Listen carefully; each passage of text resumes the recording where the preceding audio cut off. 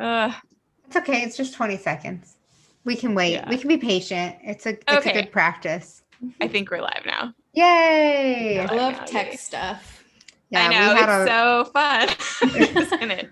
We had a lot of tech issues yesterday. We did a webinar and it was a little bit embarrassing, but it's fine. Yeah. Something always goes wrong.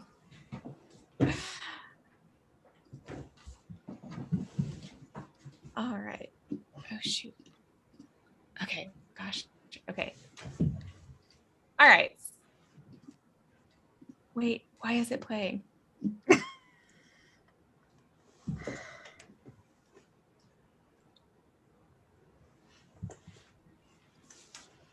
I thought that was the dog, but it's just the dog bed.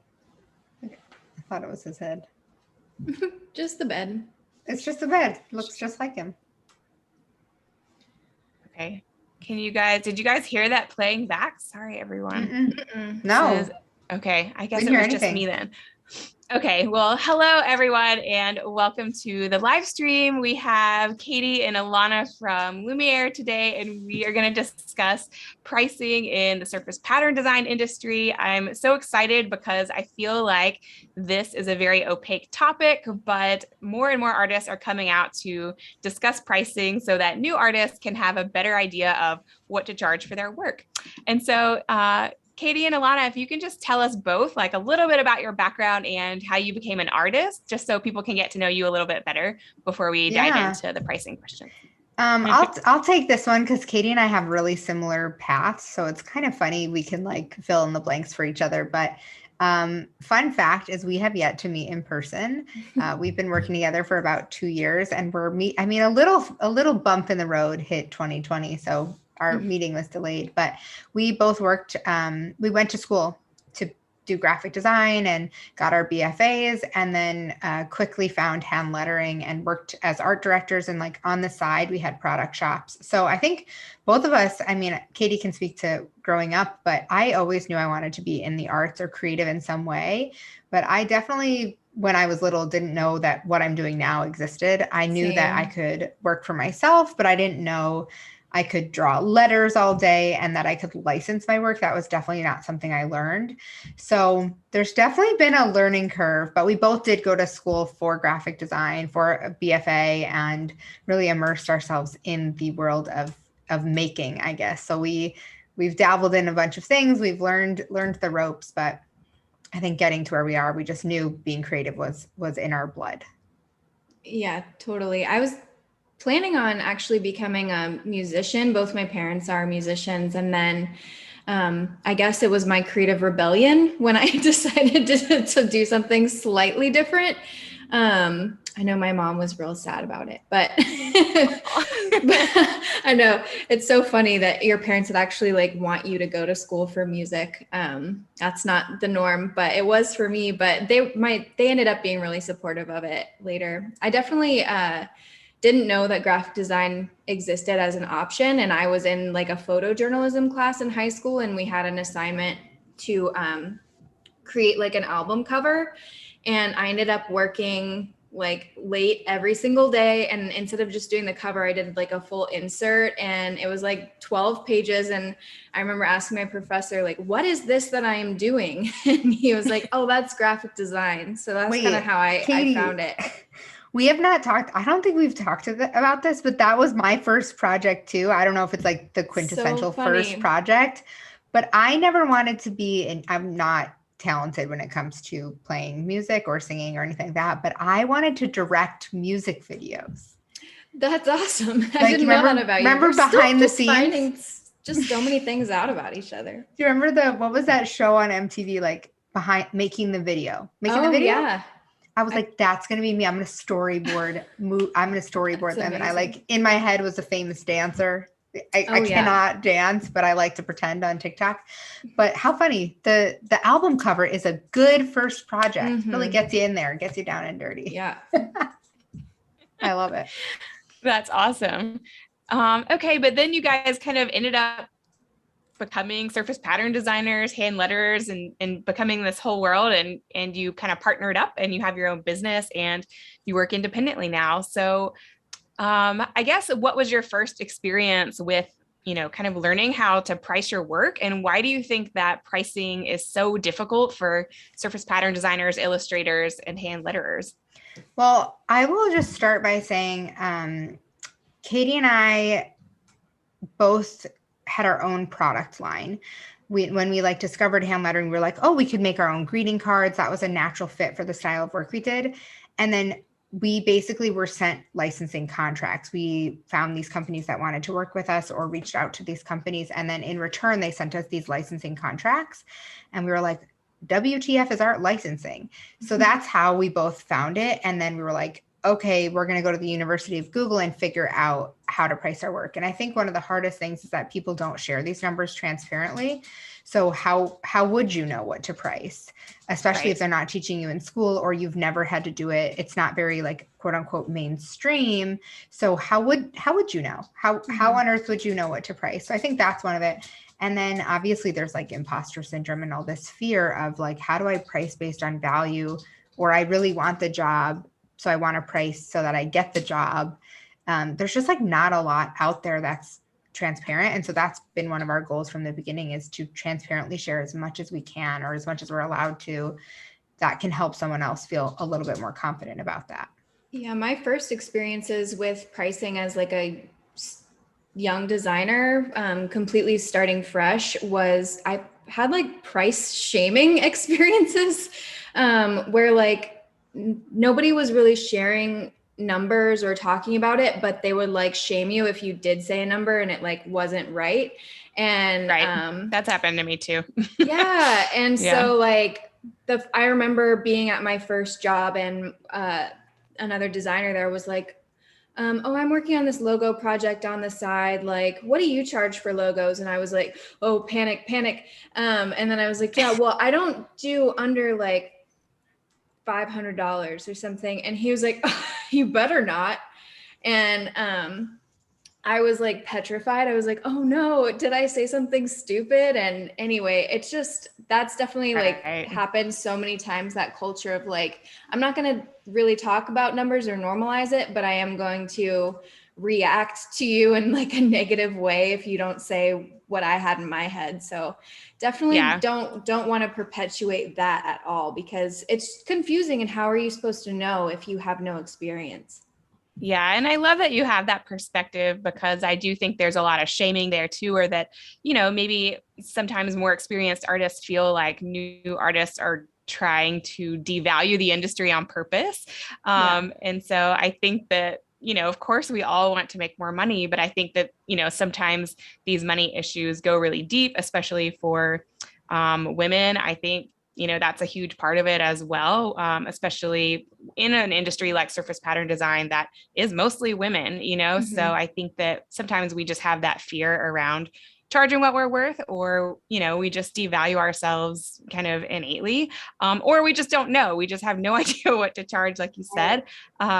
And so, so what is your opinion on, maybe artists who say that new beginner artists are devaluing the industry? Like, do you think that that's valid? Do you think people should say that to new artists, or how do you feel about that? I mean, there are levels, if you were a beginner at in corporate America, you're going to make less. I think we all need to charge based on so many values. I always say it's a sliding scale. So someone with less experience is going to charge differently than I charge. And someone maybe with less experience might charge more than I charge because maybe they think it has more value.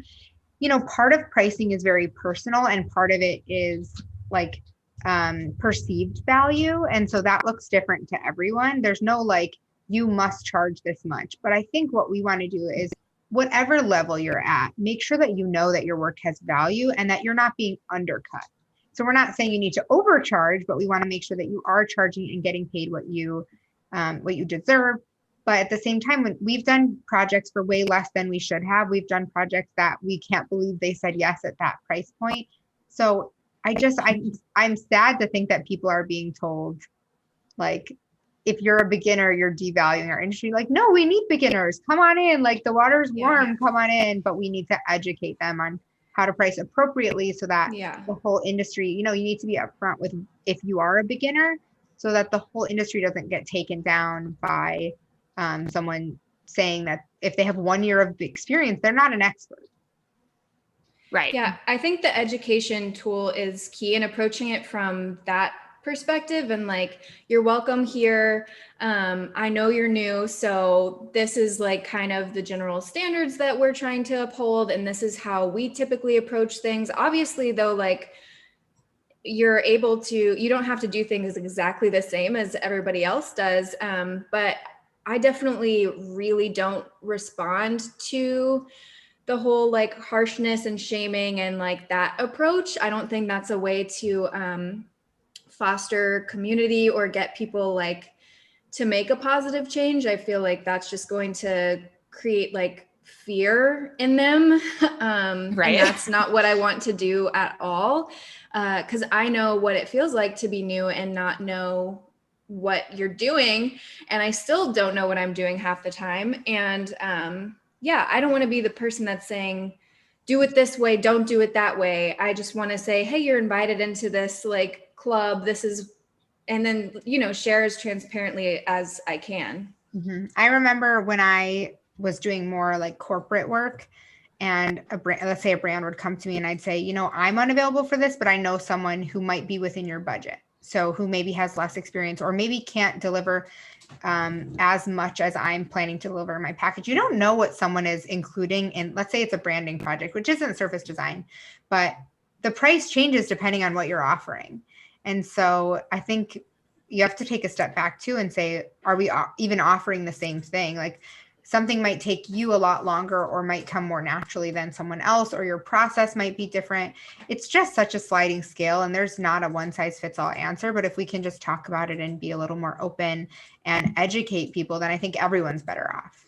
And I think a great place to start too is surrounding yourself by people that you trust and that are in the same industry, whether that's people who have been there longer or people that are at your same level, because having like Ilana to text whenever I have a client inquiry that I'm not sure about, or even if I have like a vague idea, I still run it past her, and we both just bounce pricing off of each other. And that's been so helpful, just having that other person to kind of validate your feelings or say, hey, did you think about this?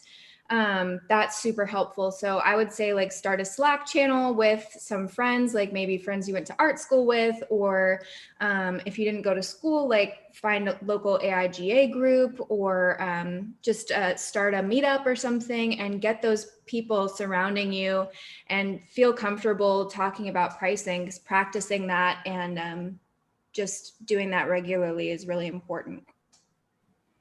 I love that. Yeah. And I love your attitude around that. I feel like, or I saw a newsletter recently from an artist that I follow and we're friends and I love her to death. And she was like, if you're a beginner, like, don't worry about undercharging, like, cause you're a beginner, like you might not know, you're going to learn, but it's really the artists who have been doing this a long time and haven't been raising their rates. That's where like you need to be raising your rates with more experience, and, you know, don't be afraid to say, hey, like we've been working together for a while now, like let's renegotiate this.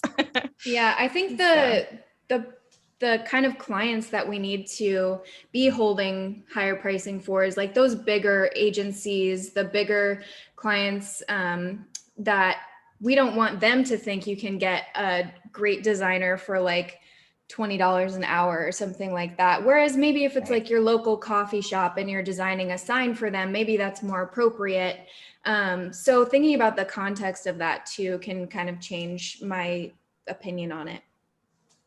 Yeah, I totally agree. And, you know, especially with us, you know, kind of, being online and sharing and talking about a lot of this stuff online, I've had a lot of people on Instagram message me and say, I just, oh, she cut out for me. Did she cut out for you? Yeah, me too. Oh, hey, you're back. Oh, you're back. Okay, sorry, go ahead. I heard a lot of people messaged you online, and then it was like, Okay. Yeah, a lot of people messaged me on Instagram when I was kind of having this conversation with people about pricing. And a lot of people are in different countries, and they were saying there's no way I can charge that in my country with like local businesses.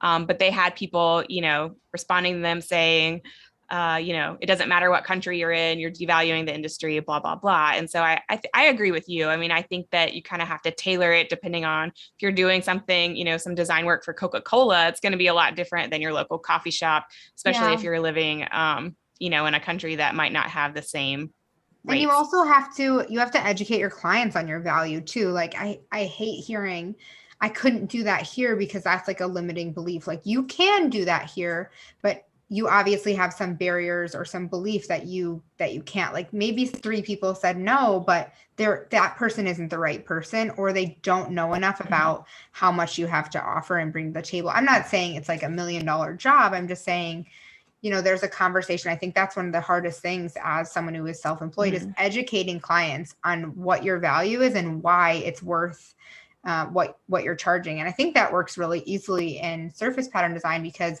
you're talking about a license where it's a varying degree of how much they're allowed to access, and you can add or subtract depending on their budget. Like you want full exclusive buyout, that's going to be way more expensive than a 1-year, limited license that's only for this specific region. So it's definitely a sliding scale, but it makes me so sad when people think that I could never do that here, because it's all about education and of course being appropriate for your market that you're in. If you're in a small business startup market where you're working with the local pizza shop, that looks really different than if you're working with Coca-Cola, because the usage and the how much not exposure, what's the word I'm thinking of?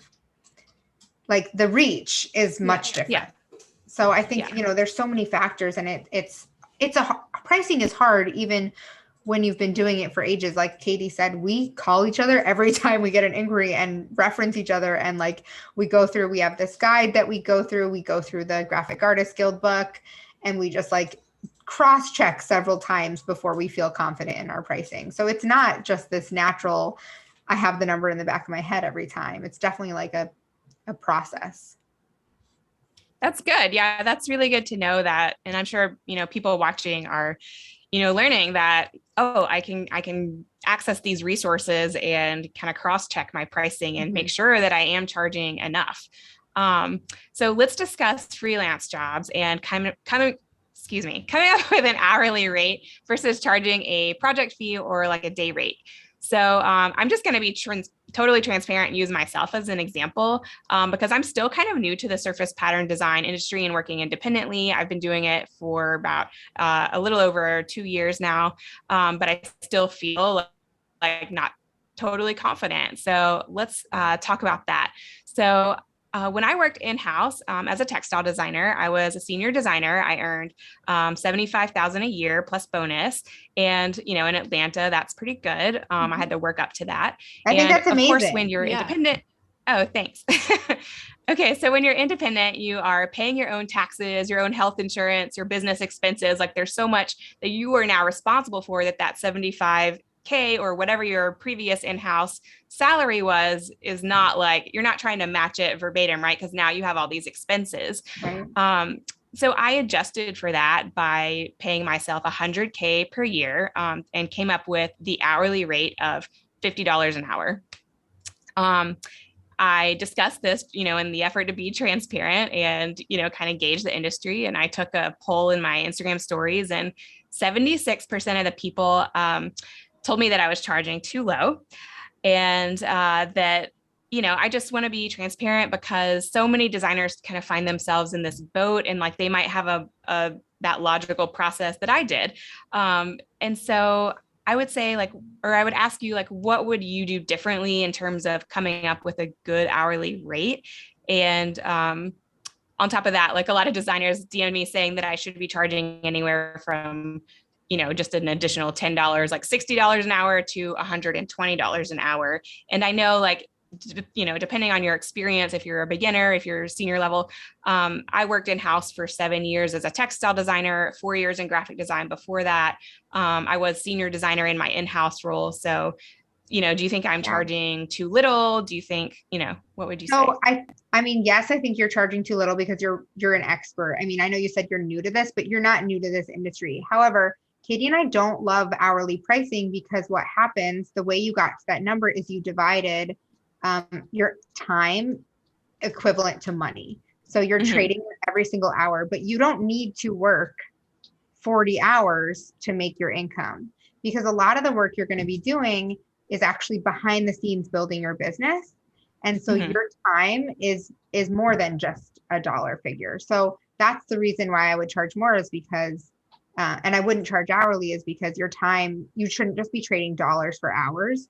You should be pricing based on your value. So it's like a kind of a loaded question, because yes, I think it's too low for where you are in the industry and your experience level, but also because I want to see you get paid on value. And so I think the way you came to that number, yes, you need to increase that number you want to hit, and then figure out what your expenses are so you know what you'll actually put in your pocket.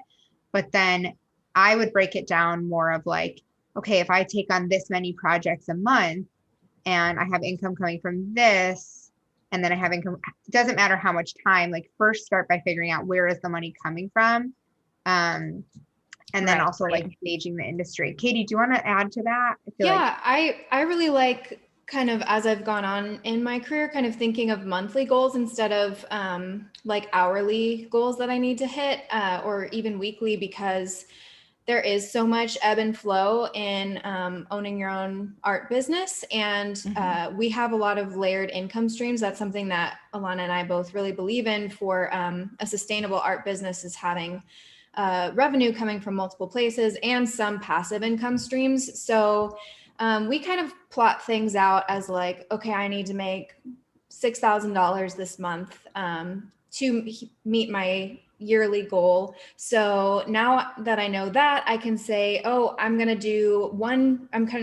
try and land like one branding project, which is going to be like $3,000. So that's one of those goals. And then I'm going to have a goal of trying to do land 2 art licensing gigs where I do cards, and that might be like $600 to $1,000. And so we like to piece things kind of more together like that. And then it's a lot less overwhelming too, to think about like, oh, I have to be working X amount of hours or else I'm not going to be making this money.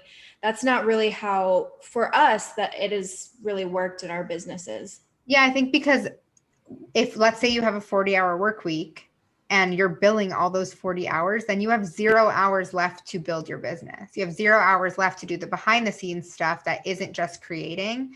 And that's some of the really important stuff too, is that like, unless you want to be working 80 hours, which I know I don't. So we really layer our income streams. Like Katie has a product shop. I used to have a product shop. I have a book that I get royalties for. You know, we each have other things that we're doing that we can increase if we're like, this month is looking a little low, or we can decrease if we're like, okay, I'm going to focus on freelance, or I'm going to focus on licensing deals. So it is definitely a personal thing. Like, I'm not going to tell someone your goal should be 100K or 200K or whatever, but I am going to say, like, you need to figure out what you need to get by, and then what your expenses are, and make sure you're working backwards so that you're going to surpass that and actually have money left over. Because I think a lot of people I've noticed are like, oh my God, I made 100K, but it's like, but how much did you actually spend of that? Because if you spent 50 and then you have to pay taxes, like, then you're not left with enough to, you wanted to surpass your full-time job. So you definitely came to that number by, you do have to make that number a lot higher. And by breaking it into monthly goals, it's a lot easier to kind of grab and be like, oh, okay, I can do that. That makes a lot more sense. So what's your opinion then on diversifying your income as an artist? It sounds like that's something you're a fan of. It's something I do as well. I'm not working 40 hours a week via my freelance rate, but it is something I work into other things. So some people seem to think that, having many income streams is the way to go, while other people give the advice to niche down and try to focus on just one or two things. So what's your opinion on that? I think you can niche down, but still diversify your income stream. So Katie and I like to talk about double dipping, and we talk about how you could create content for social media, but then you could repurpose it for your Etsy shop, and then you could repurpose it for art licensing, or you could create freelance work and then create a whole month of social posts, or you could then post the things that you didn't use for the client onto something. We always try and think of ways that we can use the same material for other purposes. And that works really well for licensing and for having a product line. And then within the surface design world, you can license to multiple people, so you can really repurpose things. So I think you can niche down while still spreading, everything we do is still related. Like, we're not doing something out of left field. We're not like, well, I'm a glass blower by day and a graphic designer by night, and I have 3 different shops. We're not saying like spread yourself thin. We're saying work a lot smarter so that you're diversifying your income stream within your special, unique voice and style. Yeah. And I think once you become more well-known in one area, or once something really starts to stand out as like most of your income is coming from over here, then you can say, okay, I have the data to know what to focus on. I feel like pulled to this is bringing me joy. So then, you can focus more on that. But most young designers who are starting their businesses out don't make enough from just one income stream, or don't have enough freelance clients yet, or don't have enough people buying the stuff in their shop to be their full-time income. So that's why I definitely suggest for people starting out that they consider diversifying via the way that Ilana was just saying, with double dipping as much as possible. Okay, so it sounds like you're a fan of this, but I just wanted to ask if you think that independent artists should strike a balance between both active and passive income streams. Yeah, I mean, if it was possible to only have passive income streams, everyone would do it. But even if you have like digital downloads, let's say that's passive income, like you still have to maintain your shop and do marketing. So it's not, sit back, put your feet up and do nothing. So yeah, we definitely have some passive income streams and some that we focus on. And it really depends on like what's working, like every month looking and saying, is this actually serving us, or is this like a lot of effort for no reward?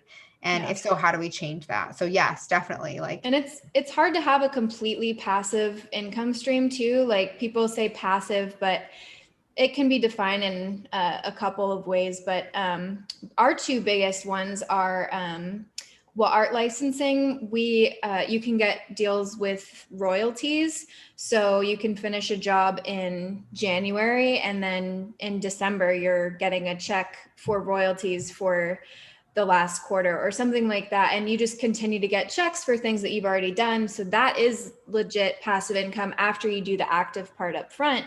And then another thing that's been really helpful for us is our online education, or like any kind of tools that we create one time and then we sell multiple times.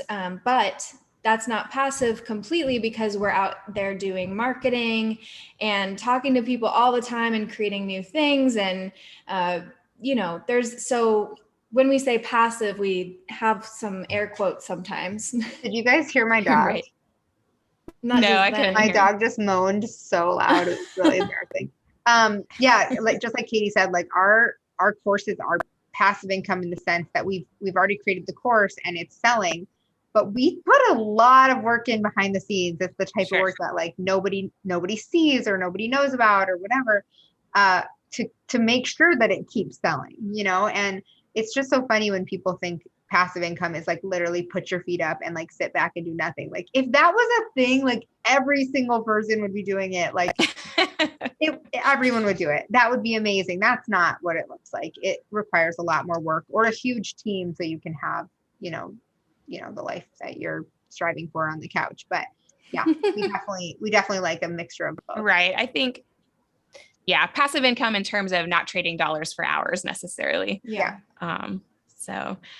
Okay. So we also discussed pricing buyouts when I was having this conversation on Instagram, and a lot of people were responding, and there was definitely a range of answers in terms of like what artists thought, was normal for what to charge for a buyout. And for those of you who might not know, a buyout is when you sell the copyright to your work. You're one and done. It's like a clean transaction, but you're selling the copyright to whoever's buying it from you. And you should charge more for that. Unlike licensing, you get to keep the copyright, and then, you're licensing that work for, 2 years or whatever the contract is. So artists responded, by saying anything from like $750 for a buyout to $2,000 if you're selling, obviously, the copyright. And then some people said maybe $500 if it was like a 2-color, like really simple geo print. Does that sound right to you? Do you agree with that? See, yes, I think those numbers sound aligned, but it's one of those things where it's like, I need more details. Like oftentimes they'll be like, what should I charge for this? And I'm like, I need to know so much more information. Like, what's the size of the company? How many are they going to produce? What's their reach? How much, I think about how much time it takes you, even though I don't charge hourly. Like, I think, was it a really complex pattern that is like, started with gouache and it's like 10 layers and, it really depends. But I would say that those numbers are in line with the industry, we have also seen a lot higher priced, depending on what it's selling for, again, like what the industry is, but those are numbers I've definitely heard thrown out before. A lot of people talk about buyouts and like a percentage of the cost of a license. So if the license is the price that you would charge for a license at like 3 years for the US, then maybe the buyout is twice that or 3 times that even. So I think it might be a little bit easier to kind of think about it in terms of that. At least it is for me. Yeah. And I think also like every self-employed person is going to have that thing where they ask themselves, do I need the money? Do I want this job? And like, right. There are going to be times where you take something that is lower than you've expected because you're like, I don't really care about this piece. They can have it. I don't want to repurpose it. Or you're going to say, I'm going to hold on to this for a better deal I'll be more excited about. And so I think every artist has that where sometimes they've charged less than they maybe would have because they were like, I want the $500. And that's fine. Like, that's your decision to make. But yeah, I like what Katie said about doubling what you would charge for a license because it's at least double the value because they can do whatever they want with it and they can profit over and over from it. You can also think too, like how much potential value could I get out of this if I didn't sell it as a buyout? Like if I still own the license and could license it to multiple clients, like is this a piece that I could sell to multiple people and should I hold on to that? And, that might be taking on a little more risk because you don't have that, what is it? The bird in the hand is the bird. What's the phrase? I'm terrible with sayings. I don't know. It was like the bird in the hand is better than 2 in the bush or something. Is it a bird? I don't know. The thing that you have in front of you sometimes is better than the potential thing that you think might happen, but you don't have it yet. I think what you're trying to say is the grass can be greener. Kind of? Not exactly. Yeah. Okay. I got you. All right. Well, the other thing I was going to say is my old agent used to say, like, if there's something you don't want to sell outright, just like note it. If you want to, like, if it's your favorite piece of work, unless they're paying what it truly is worth, then mark it and say, I'm not going to license this. Like, it's easy to be tempted by a quick sale, but if you want to see it, like the longevity of it, you're going to have a better off situation if you're licensing it. Probably. And having that number that you share with the client for a buyout can be a really good negotiation tool as well. Cause you're like, hey, this is what this true value is if you own this whole thing. But here are some other like package options or some other licensing term options that are, and then those numbers become more appealing to them. And then they start changing kind of the way that they're thinking about the pricing and what seems expensive and what doesn't. Right. Oftentimes with surface design, like why would they need it? Why would they need to have it exclusively? Like, what are the odds that the other company that licenses it are going to be sitting next to them on the shelf? It's pretty rare. So if you can express that to them and say, like, if you want lifetime complete buyout, it's going to be this huge number. But if you just want for 2 years and I won't license it to any of your competitors, it's going to be a lot more approachable. And then you could have a great deal. Right. I think it's funny when sometimes companies are resistant to that because there really is very little risk for them to just license it. Right. And then they could continue the license if it's like a bestseller or something like Right. that. You can always extend the license for another 2 years Right. or whatever it is. But yeah, I think a lot of times there's just that scarcity mindset among businesses and especially small businesses where they want to own the copyright and they're scared of their, competition. But Right. yeah, I mean, if it's a totally different category, there's very little risk. It's totally different if it's something that's created custom for their brand, like if it has their logo on it or something like that. Of course, they're going to want the full buyout, but that's totally different than if they're pulling something from your portfolio and they're like, we want to put this on our product. That's totally different. But if you're making something custom for them that really can only be used by them, they're going to want that full right. So what would you say to designers who are just scared to charge a high rate? Like they're having that mindset or that kind of there's that inner work that they have to do that they're just scared. Maybe they came from a family that, kind of struggled financially and they just don't know like that they can charge that higher rate. I think, talk to people within your community, get some support, have some people behind you telling you how great you are. I know I sent out a really big proposal last year and I called 3 people and I was like, should I do it? And they really helped me feel like I'm going to do it. But also what do you have to lose? There's no guarantee you would get it at a lower rate. Sometimes the lower rate is seen as inexpensive and cheap and they might really want the value. But I think a lot of it is educating people on your value. And to do that, you have to know your value and feel confident in it. And I think that's a lot of inner work and that can be really hard. So I think surrounding yourself with people who believe in you and can lift you up, I think is a really good place to start. Yeah. And practicing taking little steps, if you don't want to, charge way higher where some people are telling you, if you're freaking out, maybe you split the difference or and then the more that you get yeses or responses that don't kill you, you're going to start to reinforce in your minds that, hey, this isn't the end of the world if they say, whatever they say. And the best case scenario is that I get more money, which is awesome. And then the more that you start to recondition your brain by actually taking those difficult steps, the better you're going to get at it.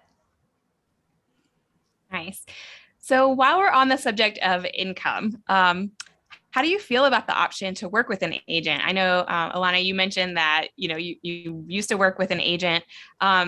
And I think what's standard is that most agents take about 50%. And I know that even though agents do a lot of work, artists sometimes struggle with parting with half of their income, that's coming from these deals.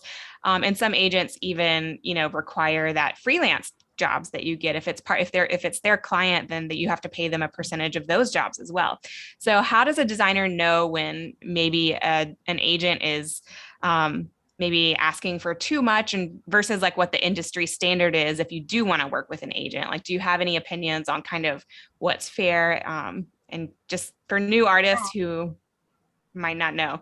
Yeah, I think one of the first things is to remember that an agent does not define your success. There are plenty of artists out there who are working independently who are incredibly successful. And there are plenty that are represented that are successful and vice versa. We know plenty of people who are working with agents that aren't booking jobs. So it's not this magic potion where you're oh, all of a sudden I'm successful. I will say there is a time and a place and it's really such a personal choice. So I am represented. I have just recently signed with a new agent. And the reason that it was important for me is because I have 2 kids under 4. And I really value this time with them when they're little. And if I am doing all the outreach and trying to manage all these jobs, then I don't have time left for the other things that are important to me. Right. I actually like doing outreach. I like reaching out to new clients. I like discovering them. I don't mind sending the emails. I don't mind taking the time to connect with them. But right now, it's not something that I want to spend the time doing because I want to do other things. And so for me, it's a really good fit. Also, they're helping me manage my existing licenses. I know that I financially am giving them 50% and that I'm fine with that because it's saving me a huge amount of my time that I'm bringing in financially other places. So for me right now, it's a great fit, but there are people who are so good at outreach and that's what makes them shine. And I hope that they keep doing outreach because that's why people are going to book you, not just because of your portfolio, but because they just like you. And so I think it's just a personal choice. And I think finding the right agent is huge. If you get a red flag or you are like not loving it, first of all, read those contracts. Those contracts are super long. Oh God. But yeah, make sure it's a really good fit. And that's just like, it's not a one size fits all. And yeah, Katie, you want to talk about your experience? Yeah. Well, I'd say the most important thing when you're just starting, if you're like considering going with an agent, that you have a trial term in your contract, so that you can both kind of test each other out and see how the relationship works, especially if you've never had an agent before. And what's standard for that is usually, I think, 6 months to a year to just like try out.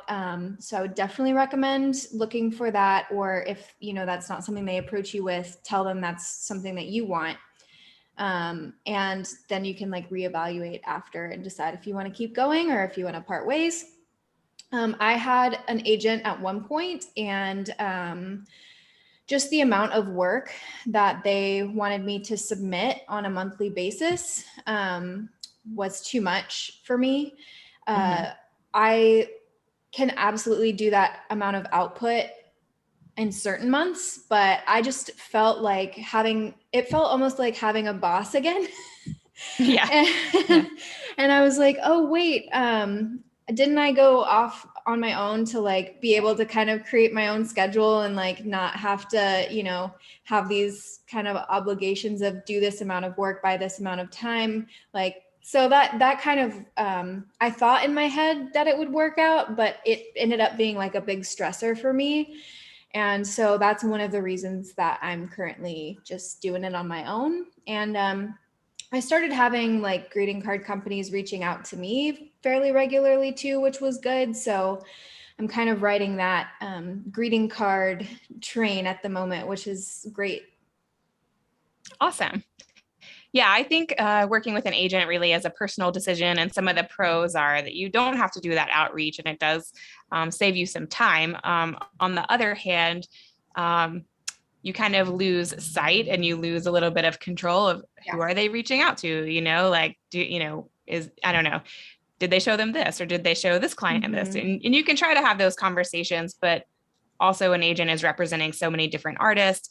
If things are not hitting, then it can be a struggle as well. So my next question is, artists often feel the pressure of getting big on social media kind of as a way to measure success, especially if they're new to the industry. So do you feel like the number of followers plays into how much artists are willing to charge? Like they might see an artist that's super successful and has like a ton of followers on Instagram, and they're like, well, if I can get, that kind of Instagram fame or social media, presence, then I can charge what I'm worth. Do you think that plays into it? I think that people definitely think that plays into it. And maybe in certain areas or with certain clients, it might, which is a red flag right there if that is a thing for them. But I think in surface pattern design, that's really not a thing at all. Most people that are like really killing it in surface pattern design have like really normal amounts of followers, like 500, 1,000 followers. That's a really, really common thing to see with surface pattern design, because I think the industry it's like an older kind of like industry vibe with like traditional, more traditional. And I think that they don't value the like Instagram or social fame as much, like the buyers and the agents that are in there. Because they're not, a lot of these companies don't have a social presence of their own. So why would it matter? I think there are some collaborations I've seen with artists who do have a huge following, and that's amazing. And maybe their following can help sell the item. But I think it really comes down to they just love their work and they discovered them because they had an online presence. But I mean, this is just like a crappy feeling to have in general, but I'll say the amount of work I don't get any work from Instagram. Like my platform it's totally separate. I don't really share surface design on there anyway. What's great about Instagram is the community, how many, like meeting you and finding your work. Right. But I just hate like that we think this is like measured success. There are plenty of people who have huge followings that don't actually book jobs. People just like their work because their peers are following them. But I do have a friend who has a small Etsy shop. She has a huge Etsy shop and she's licensing gigs left and right and is working on amazing products. I think she has an Instagram. I think she's posted to it probably 3 years ago was the last time. I don't think she scrolls on it. She's maybe has 500 followers and she's killing it. I mean, she's amazing. Like it makes no difference to her business, which is like, such a good example. I mean, the biggest point is getting in front of the people that you need to get in front of and getting your art in front of them. So the social following can be one way to achieve that, but there are many other ways, and putting your art on Pinterest or something like that can help, or just having a really strong portfolio and being really diligent about doing outreach, that can work. Going to like conferences and being really good at networking. Like there are a lot of ways to achieve the result of getting in front of the person you need to get in front of. So I wouldn't stick on the social media following as the go-to way to do that. Especially because you don't know that it's the right following. Like I said, it could be your peers following you, and your peers are not the ones who are going to book you jobs. So if you have 500 people following you and 100 of them are art directors, like that's probably way more than most other people with large followings have, I understand the idea that more people is more opportunities, but it's definitely not a make or break, and it's definitely not like a determining factor. So you can totally be successful, and there are so many ways to do that. That's not the only way. Yeah, that's really good to hear, because I think people feel a lot of pressure to, gain that big following, in order to even charge what they should be charging. And I know when I first started, I felt that way too, that like I had to post every day, and now I've learned that that's not necessarily important. So I would say so finance, like what you charge has nothing to do with your social presence, for sure. Right.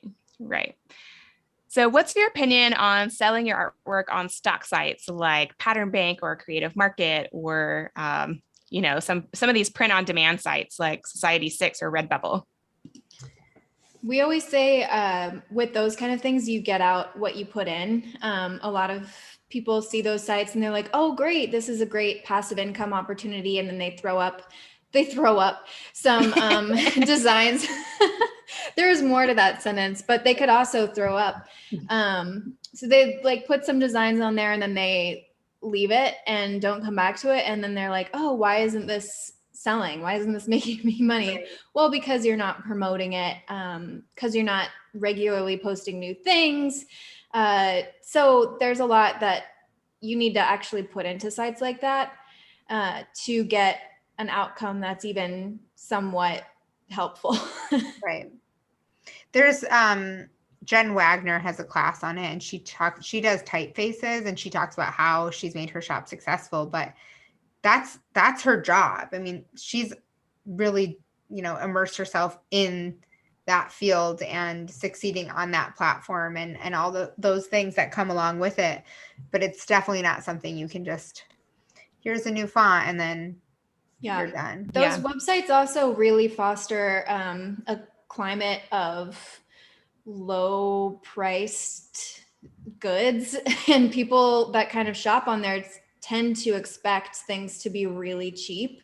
So that's probably not where I would recommend to people to put their time and energy, because if you're going to have to sell things at a really low cost, you're going to have to sell in a really large volume.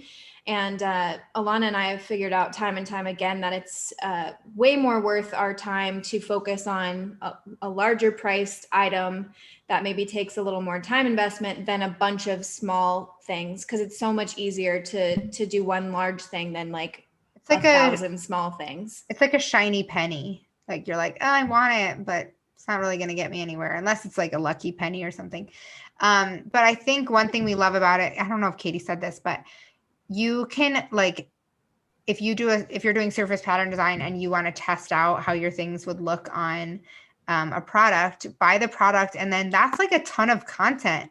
Take a photo shoot, put it in your portfolio, show what your work looks like to scale on these products. And who cares if you're not selling it or you sell one or two, like it still makes you look awesome. Like it looks so good to potential buyers, or just to show your work in that amazing, like, look how it translates. Like, that's so cool. So I mean, I one time made a pair of leggings and put them on Society 6 and bought them. And I was like, I wore them all the time. They were so cool. Like, it made me feel good to see my work. And I like gifted them to someone. And it's just it's cool. It's exciting. And it's a good place to use content and see your work in real life. But it definitely takes a ton of effort. Yeah, I think maybe that's what the advice was when I was kind of asking my niching down question. And I think that if it's a site like this, you kind of do have to niche down and just pick one to try to be successful on, because if you try to spread yourself too thin across a bunch of sites like this, like it's just not going to get anywhere. I do want to ask if, let's say that, you know, you've pitched your work to buyers, to clients, and let's say it's been in your portfolio for 5 years, you haven't really done anything with it. Would you then maybe recycle it and try to put it on a site like that just to see if it would potentially sell at that point? I mean, that's probably a good sign that it's not going to do well if it didn't do well with buyers and clients. I would kind of take that as a data point. But I mean, you know, yeah, I probably wouldn't spend the time to even like set it up if I was getting that kind of feedback on it, unless it's something that I was really passionate about and I was like, people just aren't seeing it and it's going to do way better in this platform. And but yeah, I don't know if that's where I would invest. Yeah. And maybe, first of all, Katie's a really strategic thinker. So I like that response. Ooh. I think if you love the piece, one thing is you could revisit it. Maybe you could change the colors and see if it does better that way. But if you really love it and you're like, I love looking at this piece, then put it in your Etsy shop or put it on Spoonflower or Society 6 or whatever, and buy yourself a piece and have it if you love it. And then, you know, that's another way to gauge it, is like, if someone else sees it when it's in your house, or if it makes you feel good, that's a good way to just like, if you don't want to say goodbye to it, you're like, I want to hold on to it a little longer. I think revisiting it and, you know, photograph it for your portfolio if you want and see if anything happens. But you could also ask for feedback from buyers or from people on Instagram and say like, hey, like, what is it about this piece that like is or isn't resonating with you? And then like Ilana said, maybe it's just a wrong color palette that isn't standing out, or maybe it's the scale of things, or maybe your type is illegible. It's probably something that you've been staring at it for a really long time and you can't see it, but other people can. So I always would encourage you to ask. You don't have to try and guess all the time. Yeah. Also, I think your old pieces, like, you should be making so much art that your old pieces aren't sacred. Like, you should know that you could create something even better, or you could create the same thing again, because every day your like muscles are getting stronger. And so I remember when I first started, I was like, I don't want to share this because I'm like, it's so good. What if I can't? What if it's the best thing I've ever done? But it's like, that's baloney. Like, you're just going to keep getting better and keep getting stronger. So if you have something from 5 years ago and you're like, it never sold, that's okay. Like, not everything is going to sell. Sure. So do you just delete it then? Like, what do you do with it? I mean, you can leave it there. You can take it down. You can revisit it and try changing it. You know, I have pieces where I just decided to take them off my website because I just don't like them anymore. So maybe someone else would, but they haven't sold yet and I don't feel good about them anymore. My style has evolved. I mean, every day, every year, our style evolves. So I was like, nah, I'm over this. Let's just. Yeah. I think curation. Digital hard drive. Curation is a really important skill to have as an artist. And I know one of my professors in school said, your portfolio is only as strong as the worst piece in it. And that really stuck with me because I have a collaborative project that I run on the side. And so I'm looking through portfolios all the time. And if I see 5 amazing pieces and one that's like totally from left field, I'm like, well, I don't want to, hire them for this project because what if they create that? Like it creates a climate of uncertainty. Like, what am I going to receive? And it kind of downgrades the rest of the work. So I definitely encourage you to even err on the side of over curating instead of under. And as a young designer, usually they err on I'm going to throw everything I've ever done up on this portfolio page. And it really separates somebody who's maybe less experienced and someone who's a lot more mature when you're in a client's eyes, I think. Not everything you make needs to be for sale or for show. Like some things just need to stay in your sketchbook for you and not for anyone else. And that's definitely like a learned craft of like what to put in, what to keep off your website. And we try and do that we do quarterly portfolio reviews with our students. And I think it's a great lesson for us too. Like, oh, right, I did something like this a while back, or, oh, I don't like what's on my website anymore, or something like that. And that's hard. Is like, but we've grown up in this era of like oversharing. Right. And so holding back, I think, takes some skill. Right. Okay. So do you think that systemic sexism plays a role in how much female artists earn? If yes, how can we all work together to kind of close that gap? Yeah. Good question. That is a good question. I think one of the things that you mentioned at the very beginning was that women are more harsh on themselves, and the imposter syndrome is stronger with women in general, and where I think we're just more like self-aware and overly so sometimes. So I think definitely I've seen myself hold back when a male counterpart wouldn't. So that's some unlearning that I've had to do, is like, even when I do feel unqualified or uncertain, that I might be needing to turn something off in my brain and go forward anyway. So I would say I've had sexism against myself in that way almost. So I don't know, what's your perspective on it, Ilana? Yeah, I think especially we're in a community, a surface pattern design is really dominated by women, and powerful women and strong women. And I think when we have these conversations, it helps. But I mean, believing in yourself is challenging. And so, standing up for yourself and asking for what you want can be really vulnerable. But I think that's how we start to make change. I've worked with art directors where I just start having more open conversations. Like, it feels scary, but I'm just having more open conversations. And I think those little things make a difference. I hope they make a difference.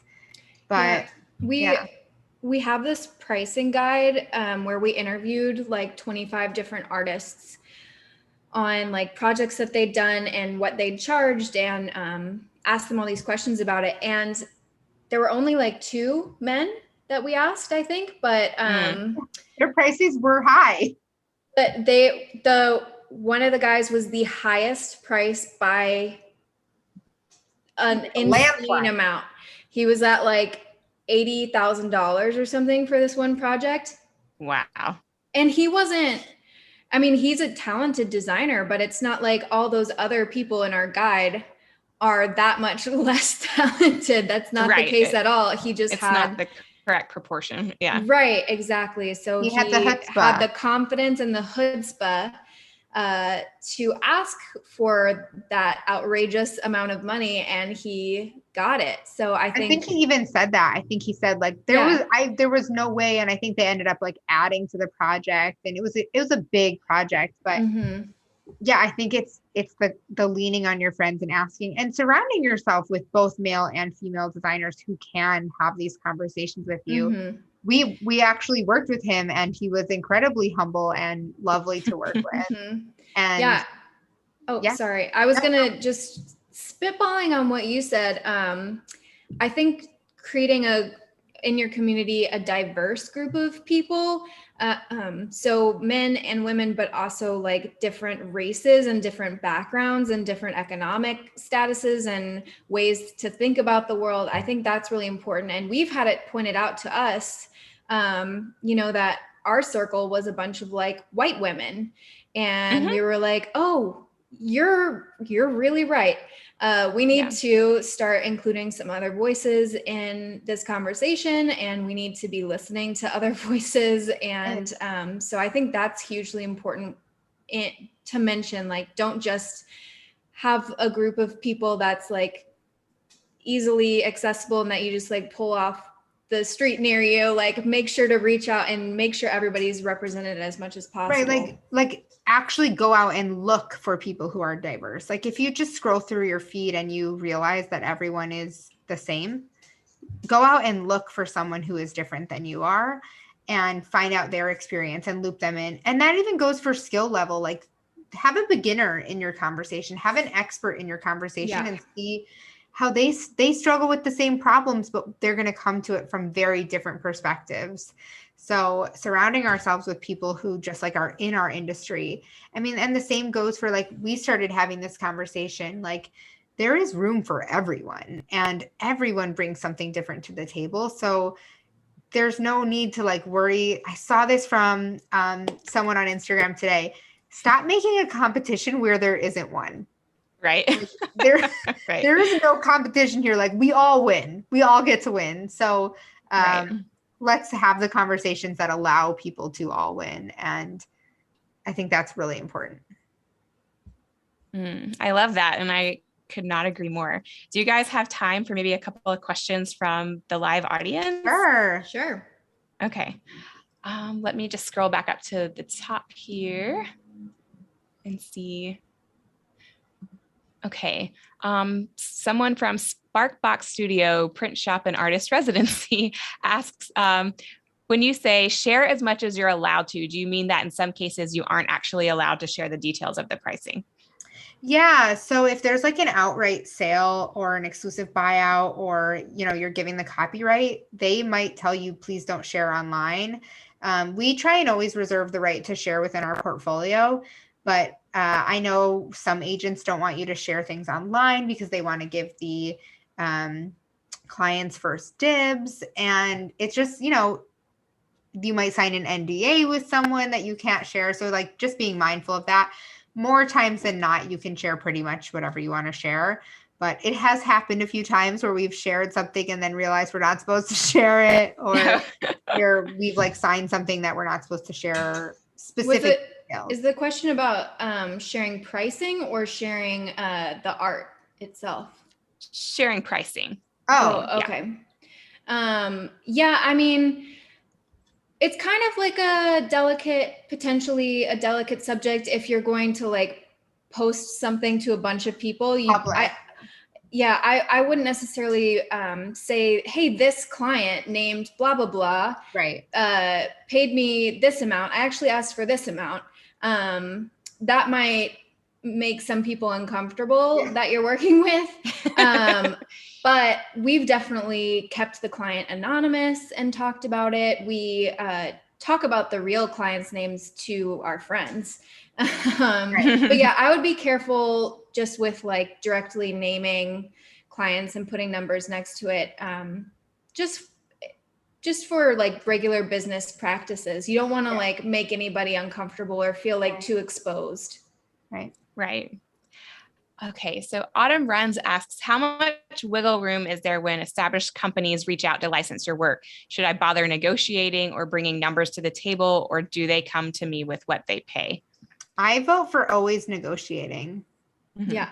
Yeah, I would always ask for more if you think you deserve more. A great way to start the conversation when you get an inquiry is say, like, do you have a budget in mind? Because it gets them to give you a potential range to wrap your head around, and then you can be the first one who gets to respond knowing what they're thinking, and so you get a little bit of extra strategy time as well. Yeah. But sometimes you'll do this little dance where you're like, what's your budget? And they're like, we don't really have a budget. What's your regular cost? And you're like, well, do you, and then it's just like this little dance that you do sometimes, but super awkward. But yeah, getting a ballpark number from them first is like my ideal situation. But if not, I always want to have a number in mind too, something that, I definitely wouldn't go under. Like I always have a bottom line.